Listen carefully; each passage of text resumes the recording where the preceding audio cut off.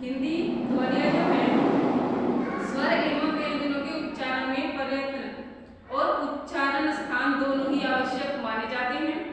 वही प्रयत्न से तात्पर्य उस प्रयत्न से होता है जो अक्षरों के उच्चारण करने यानी कंठ के पूर्व स्थित जो स्वर तंत्री तथा कुकल आदि होता है उससे होता है, और जो कंठ के बाद मुख विवर यानी स्थित तालु जीभ नाक आदि के द्वारा किया जाता है या करना पड़ता है उसको क्या बोलते हैं, प्रयत्न। ठीक है, जो प्रयत्न मुख विवर में होता है उसे अभ्यंतर प्रयत्न कहते हैं। अब है बाह्य प्रयत्न और अक्षरों का वर्गीकरण।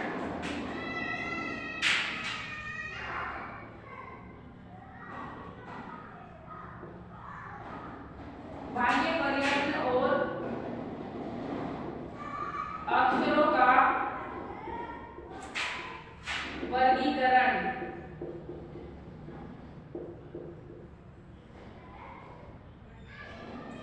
ठीक है, बाह्य प्रयत्न जो है उच्चारण दो मुख्य अवयव बताए गए हैं, स्वरतंत्री तथा कोकल। इन दोनों के प्रयत्नानुसार अक्षरों का जो वर्गीकरण किया गया है वह निम्न प्रकार से है। स्वतंत्री के प्रयत्नानुसार अक्षरों का वर्गीकरण।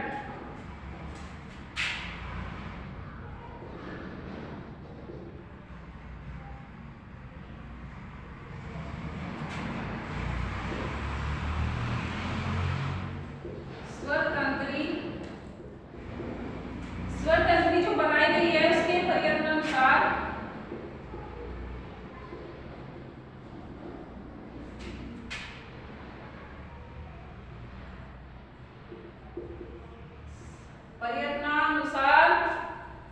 बताए गए हैं अक्षरों का जो वर्गीकरण।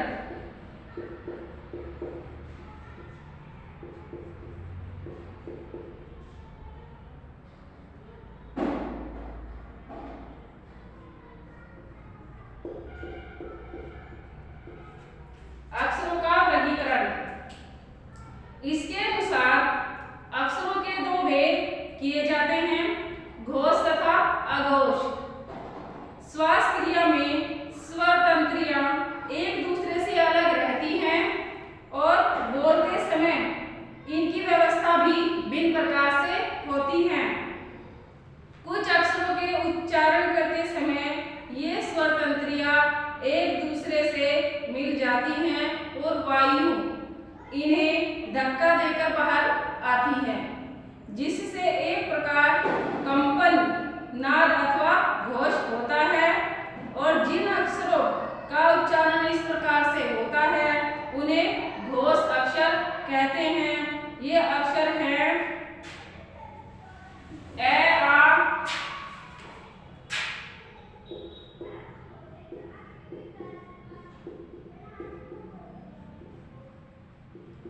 निम्नवत हैं, जैसे ए आ ई बड़ी ई छोटा ऊ बड़ा ऊ। ठीक है, ए तथा आई ओ औ। ठीक है, आ गे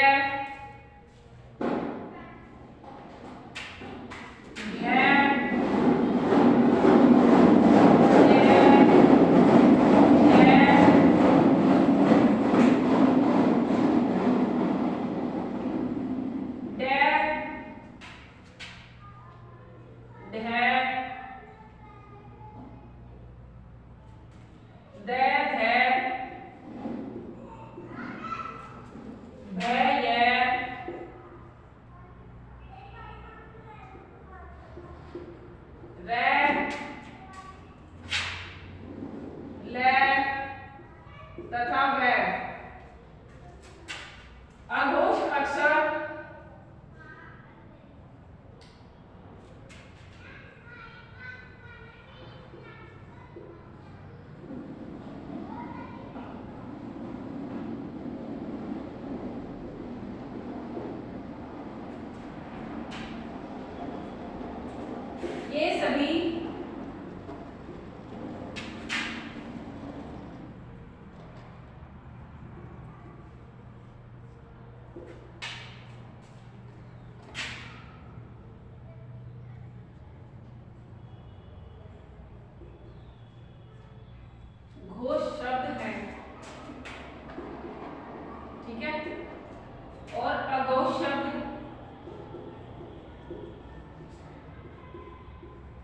अघोष शब्द होते हैं।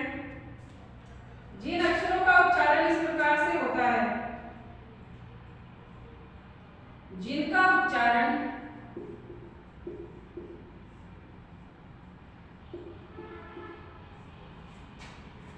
करते समय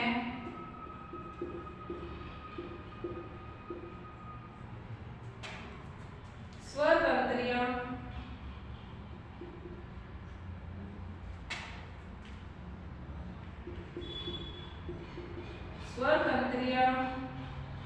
अलग अलग रहती हैं।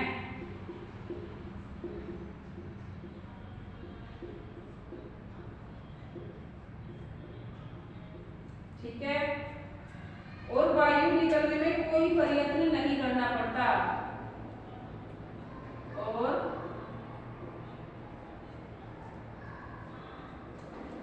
वायु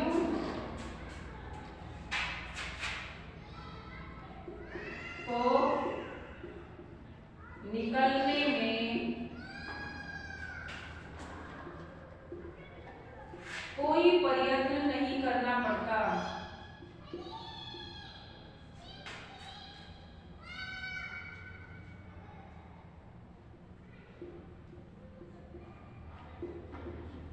करना पड़ता है। ठीक है,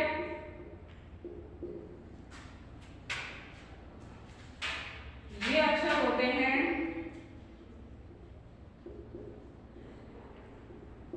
कौन कौन से हैं? कै, घै, छै, जै,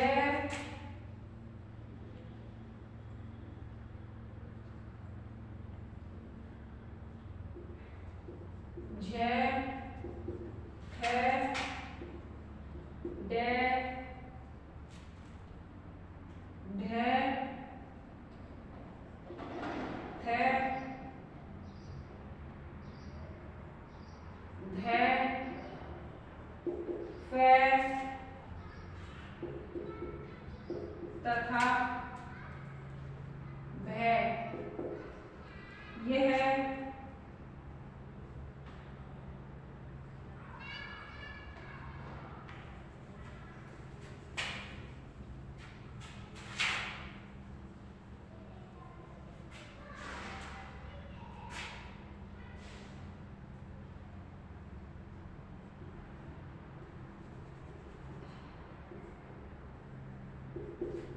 कै, खै, चै,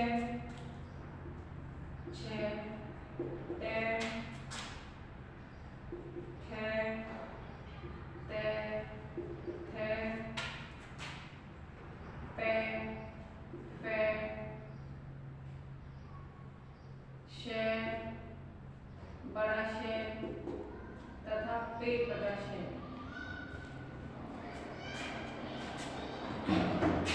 ये जितने भी शब्द बताए हैं अब जिनका उच्चारण करते समय हमारी जो स्वर तंत्रियां हैं वह अलग अलग रहती हैं और वायु को निकलने में कोई बाह्य प्रयत्न नहीं करना पड़ता। ये सब अक्षर है कै, है, चे, छे, टे, थे, ते, थे, पे, फै, शै, बड़ा शै और पेट बड़ा शै। ये शब्द अघोष शब्द कहे जाते हैं। उसी प्रकार से कोकल के प्रत्ययानुसार अक्षरों का वर्गीकरण किस प्रकार किया गया है यह भी पढ़ते हैं। इस दृष्टि से भी अक्षरों के दो भेद किए जाते हैं जिन्हें अल्पप्राण और महाप्राण कहा जाता है। अब किस प्रकार से कोकल के प्रत्ययानुसार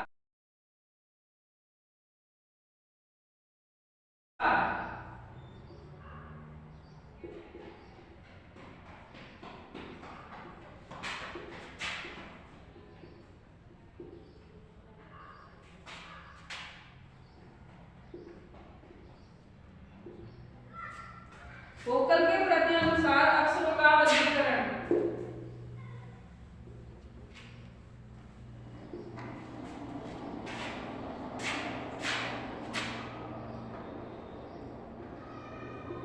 अक्षरों का वर्गीकरण यह दो प्रकार से बताया गया है,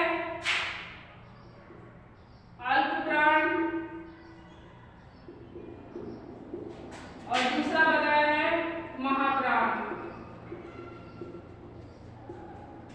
ठीक है। प्राण अंदर से आने वाली श्वास दृष्टि को इस दृष्टि से अक्षरों के दो भेद बताए गए हैं, अल्प प्राण और महाप्राण। ठीक है। प्राण अंदर से आने वाली श्वास को कहते हैं। कुछ व्यंजनों का उच्चारण धारण साधन प्राण से होता है और कुछ व्यंजनों का उच्चारण करने में विशेष प्राण की आवश्यकता होती है। उदाहरण के लिए जैसे क उच्चारण है, उसे करने में साधारण श्वास की आवश्यकता पड़ती है और ख का उच्चारण करने में श्वास में थोड़ी भारी हो जाती है।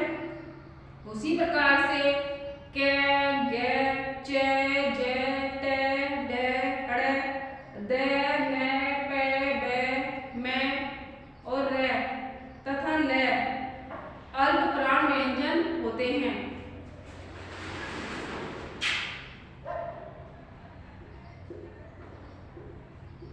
अल्प प्राण व्यंजन इनमें हमने बताया है क ग च ट ड ड द न प ब म तथा ल। ये व्यंजन कौन से हैं? अल्प प्राण। उसी प्रकार महाप्राण है।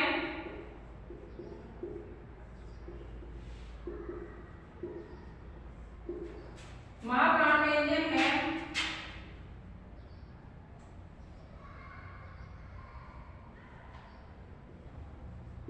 ख घ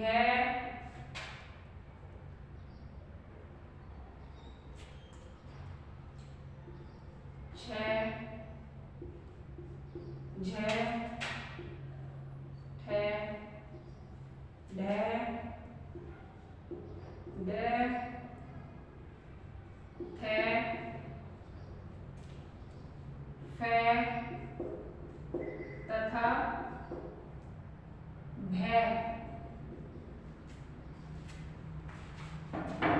ये जो व्यंजन बताए गए हैं अल्प प्राण में जितने व्यंजन आते हैं उनकी संख्या लिंगवत है क ग च ट ड ड द न प ब म तथा ल। उसी प्रकार से महाप्राण व्यंजन जो है ख ग छ ज त ड ड़ थ प तथा भ। ये महाप्राण व्यंजन है। उसी प्रकार से उभयंतर जो जितने भी आभ्यंतर प्रयत्न और अक्षरों का वर्गीकरण है वह निम्न प्रकार से बताया गया है। मुख विवर और नासिका।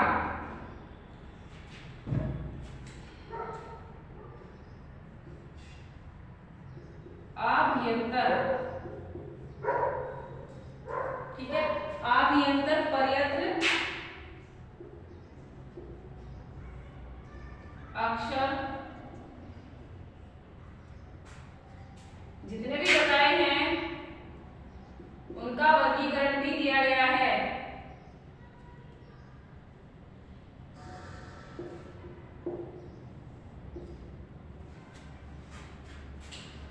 मुख विवर और नासिका।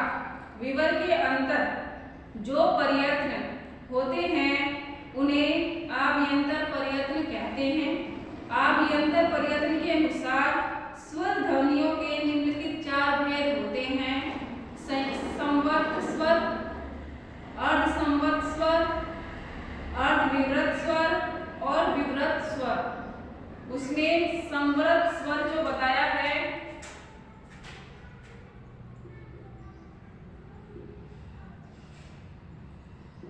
संवृत स्वर वे स्वर जिनका उच्चारण मुख द्वारा लेकिन इतना नहीं संकरा होता कि स्पर्श किया करा जा सके, यानी वे स्वर जिनके उच्चारण में हमारे मुख का जो मुख द्वार है वह संकरा हो जाता है, लेकिन इतना संकरा नहीं कि स्पर्श किया करा जा सके, संवृत स्वर कहलाते हैं। जैसे द, बड़ी ई, उ तथा बड़ा उ संवृत स्वर हैं। उसी प्रकार है अर्ध संवृत स्वर।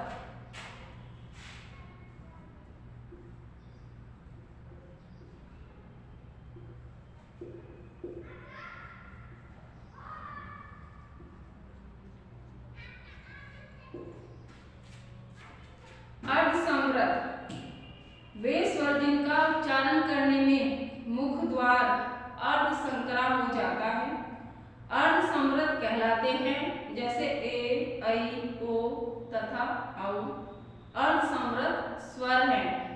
उसी प्रकार अर्धविवृत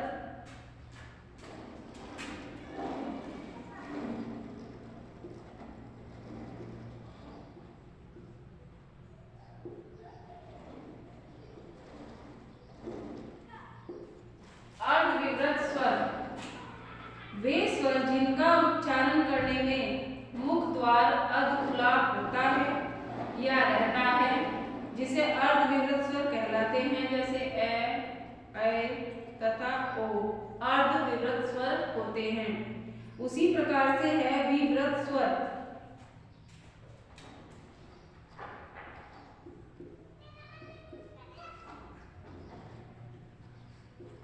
विवृत स्वर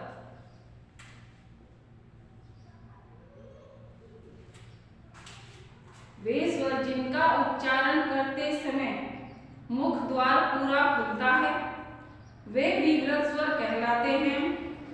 आ तथा ओ इसी वर्ग के स्वर कहलाते हैं। जिह्वा के प्रयत्नों के अनुसार स्वरों के कितने भेद बताए गए हैं?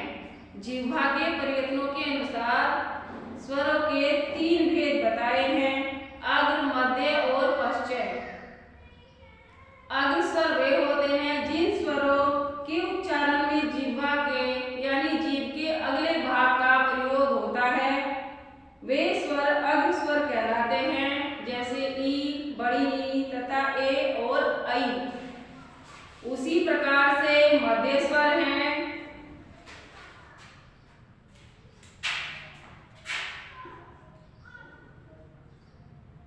जिह्वा के आधार पर स्वरों के 3 भाग बताए हैं।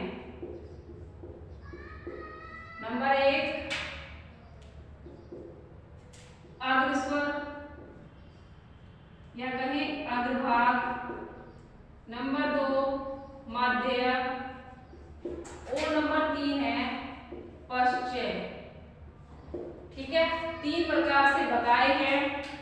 अग्र स्वरों में जिनके उच्चारण करते समय हमारी जिह्वा यानी जीभ के पहले भाग का प्रयोग होता है वह अग्रभाग होता है, मध्य अग्रस्वर कहलाते हैं।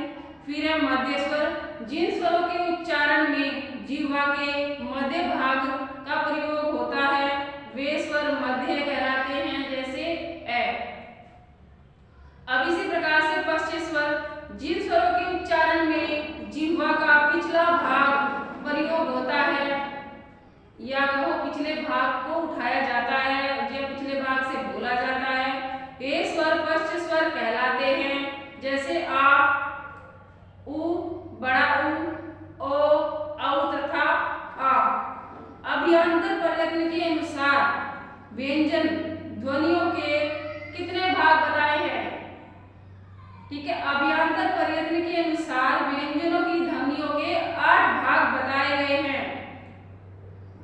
स्पर्श व्यंजन है, स्पर्श संघर्षी व्यंजन है, संघर्षी व्यंजन है, अनुनासिक है, पार्श्विक है, लुंठित है, उत्प्रेक्षित है और अर्धस्वर है। निम्न प्रकार से इनकी विवेचना भी प्रस्तुत की गई है।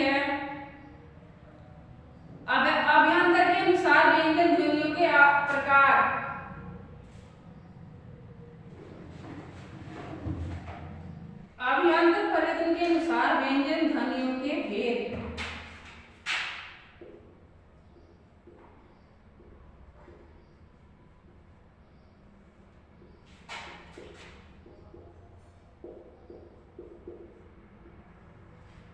अभ्यंतर पर्यटन अनुसार व्यंजन ध्वनियों के भेद।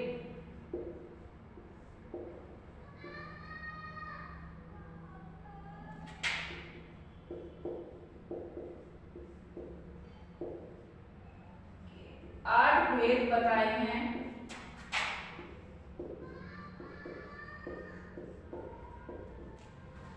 नंबर 1 बताया है स्पर्श संघर्षी और स्पर्श व्यंजन। स्पर्श व्यंजन। नंबर 2 है स्पर्श संघर्षी।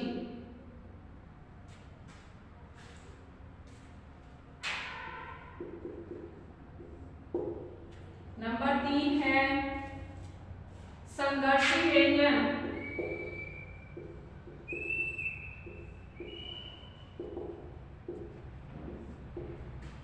नंबर 4 है अनुनासिक।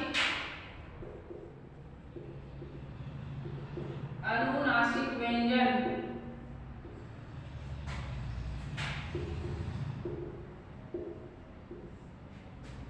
और नंबर 5 बताए हैं पार्श्विक व्यंजन।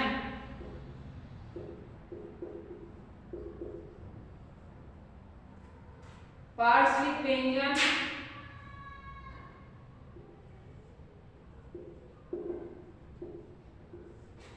नंबर 6 है लुंठित।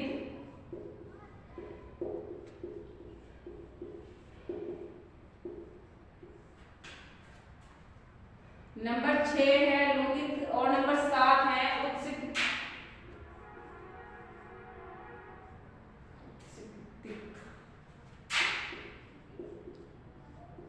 उत्सित व्यंजन। और नंबर 8 है अर्धस्वर व्यंजन।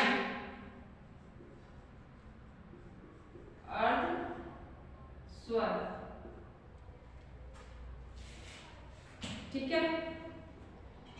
अब जो ये स्पर्श व्यंजन बताए हैं उसमें जो उन्होंने बताया है वे व्यंजन जिनके उच्चारण में मुख द्वार को बंद करके खोलते हैं, जिससे उच्चारण स्थानों को केवल स्पर्श करती हुई वायु बाहर निकलती है, स्पर्श व्यंजन कहलाते हैं। ये व्यंजन है कै, है, गे, घे, टे, ठे, डे, ते, थे, दे, धे, पे, फे, भे तथा मैं। ठीक उसी प्रकार से जो स्पर्श संघर्षी बताए हैं वह भी इसी प्रकार से हैं।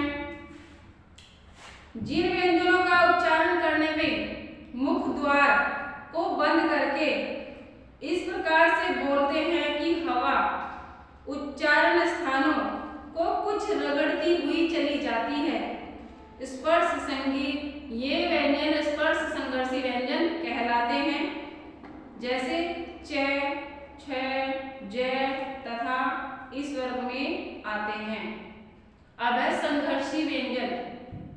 जब मुख द्वार इतना संकरा हो जाता है कि हवा बहुत रगड़ खाती है और उसको सितकार की ध्वनि निकलती है, तो ऐसे व्यंजनों को संघर्षी व्यंजन कहते हैं। जैसे फ, ब, से, ज, बड़ा श, ख, ग तथा है। ये वर्ण, ये जो शब्द, ये व्यंजन है निम्न प्रकार से बताए गए हैं। अब है अनुनासिक। जिन व्यंजनों के उच्चारण करने में मुख द्वार को बंद करके खोला जाता है, नासिक विवर खुला रहता है, उन्हें नासिक अनुनासिक व्यंजन कहते हैं, जैसे अड़, अय, अण, न तथा मैं इस वर्ग में आते हैं। अब है पार्श्विक। नंबर 5 पर इन्होंने बताया है पार्श्विक व्यंजन, जिन व्यंजनों का उच्चारण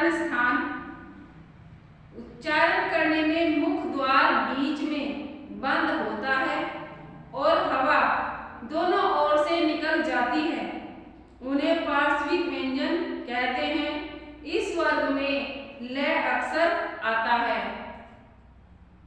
अब है लुंठित, जिन व्यंजनों का उच्चारण करने में मुख द्वार जीभ की नोक से अति शीघ्र बंद होकर और 2-3 बार मुख खुलता है, वह लुंठित व्यंजन कहते हैं। इस वर्ग में र अक्षर आता है। उत्क्षिप्त व्यंजन, जिन व्यंजनों के उच्चारण में जीभ की नोक उलटकर तालु को कुछ दूर तक छूकर मुख द्वार को झटके से खोलती है, वे उत्क्षिप्त व्यंजन कहलाते हैं, जैसे ड है और अड़। ठीक उसी प्रकार से अर्धस्वर, जिन व्यंजनों के उच्चारण करने में मुख द्वार संकरा हो जाता है और हवा स्वरों के उच्चारण की भांति बीच से निकल जाती है, ठीक, परंतु उसका प्रभाव उच्चारण स्थानों पर पड़ता है, अर्धस्वर कहलाते हैं, अर्ध व्यंजन कहलाते हैं। यह तथा वह इस वर्ग के व्यंजन होते हैं। आज के लिए बस इतना ही पढ़ेंगे, फिर हम मिलेंगे नेक्स्ट